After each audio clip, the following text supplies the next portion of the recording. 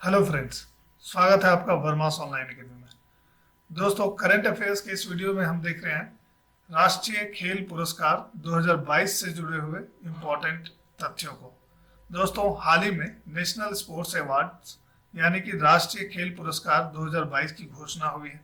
दोस्तों, इस वीडियो में हम लोग देख लेते हैं कि किस किस राष्ट्रीय खेल पुरस्कार में किन किन क्षेत्रों से कौन कौन खिलाड़ी जो है वो विजेता रहे हैं। तो दोस्तों, बिना देर किए शुरू करते हैं आज का ये वीडियो। सबसे पहले हम लोग देख लेते हैं दोस्तों, एक संक्षेप में एक इंट्रोडक्शन देख लेते हैं। सबसे पहला ये है कि इस वर्ष राष्ट्रीय खेल और साहसिक कार्य पुरस्कार 2022 में कुल 44 पुरस्कार प्रदान किए गए हैं।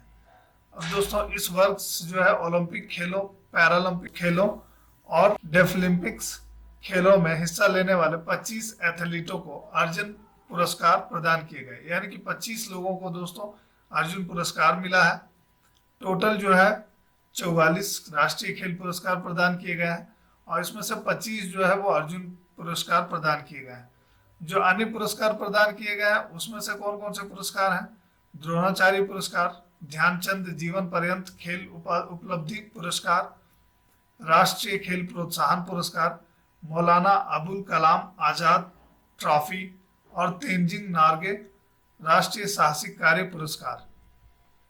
दोस्तों, अधिकतर जो पुरस्कृत एथलीट हैं इनको युवा कार्य मंत्रालय के खेल विभाग, भारतीय खेल प्राधिकरण, टारगेटेड ओलंपिक पोडियम योजना और खेलो इंडिया योजना द्वारा कई महीनों से समर्थन दिया जा रहा था।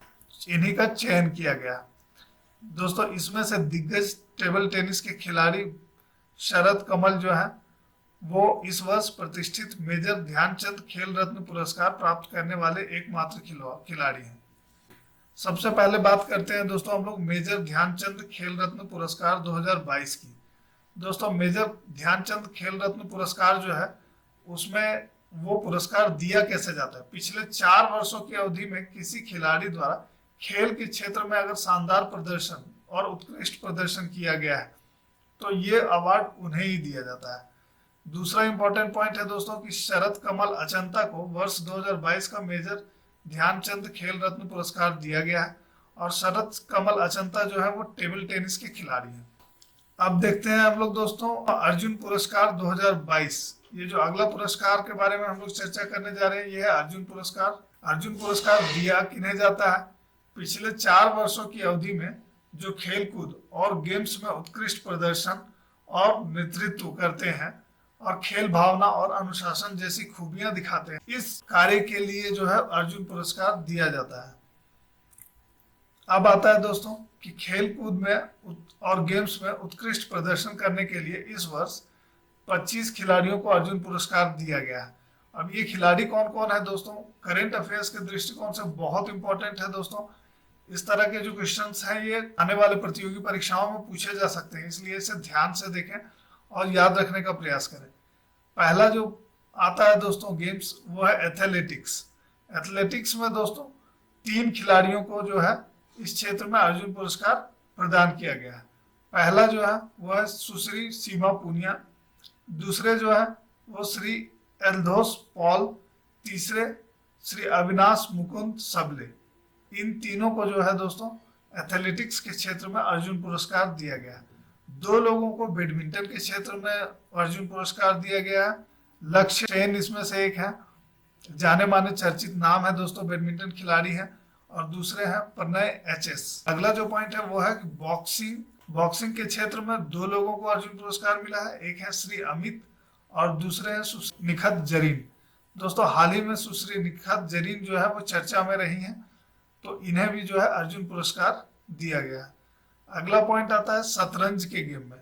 शतरंज के लिए भी दोस्तों 2 खिलाड़ियों का चयन हुआ है, सुश्री भक्ति प्रदीप कुलकर्णी और आर प्रज्ञानंद।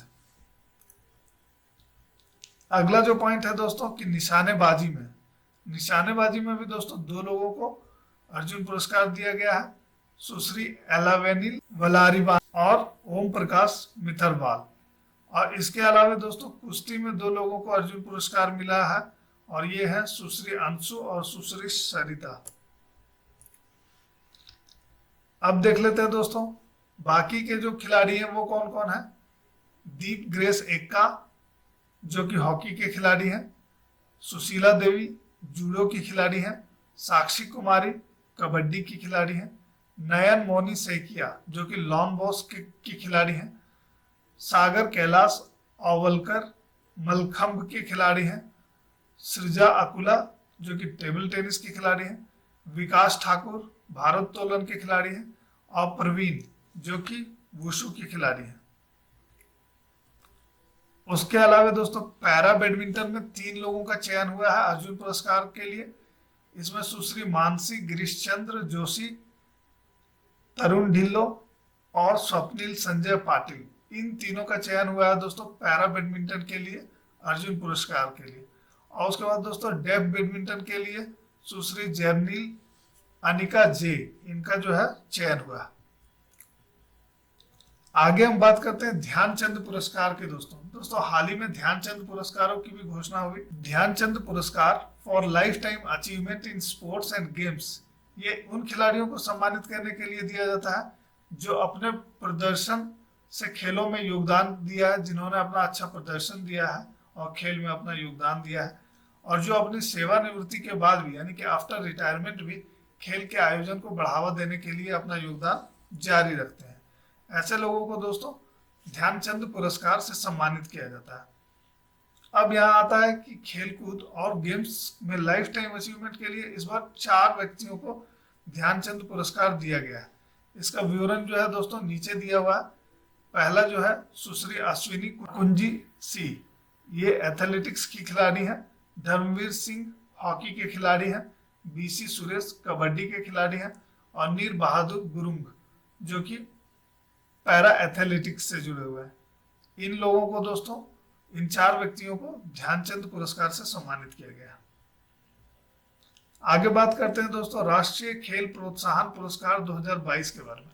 दोस्तों राष्ट्रीय खेल प्रोत्साहन पुरस्कार जो है वो कॉरपोरेट संस्थाओं, निजी या सार्वजनिक दोनों ही हो सकते हैं, तो ऐसे कॉरपोरेट संस्थाओं के को दिया जाता है जो खेल को बढ़ावा देने के लिए और उसके विकास में प्रत्यक्ष भूमिका जो लोग निभाते हैं।